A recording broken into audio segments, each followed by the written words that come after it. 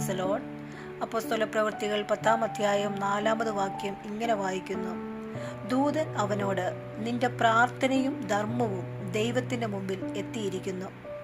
കൊർന്നല്യോസ് എന്ന ശതാധിപന്റെ മുമ്പിൽ പ്രത്യക്ഷനായ ദൂതൻ കൊർന്നല്യോസിനോട് പറയുന്ന വാക്കുകളാണ് നാം ഇവിടെ വായിച്ചത്. ഇങ്ങനെയാണ് പറയുന്നത്: കൊർന്നല്യോസിന്റെ ധർമ്മവും പ്രാർത്ഥനയും ദൈവത്തിന് മുമ്പിൽ എത്തിയിരിക്കുന്നു. ഭൂമിയിൽ ഇരുന്നു കൊണ്ട് ഭക്തൻ കഴിക്കുന്നതായ പ്രാർത്ഥന അത് ദൈവ തിരുമുമ്പാകെ എത്തുന്നു എന്ന് സ്വർഗത്തിൽ നിന്ന് ഇറങ്ങി വന്നതായ ദൂതൻ അവിടെ സാക്ഷീകരിക്കുന്നതായിട്ട് നമുക്ക് കാണുവാൻ കഴിയുന്നു. പ്രിയപ്പെട്ടവരെ, പലപ്പോഴും പ്രാർത്ഥനയുടെ മറുപടികൾ വൈകുമ്പോൾ നമ്മൾ ആശങ്കപ്പെട്ടു പോകാറുണ്ട്.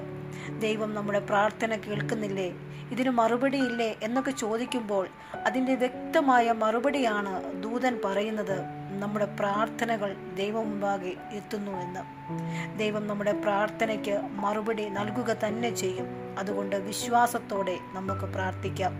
ദൈവമായ കർത്താവ് നമ്മെ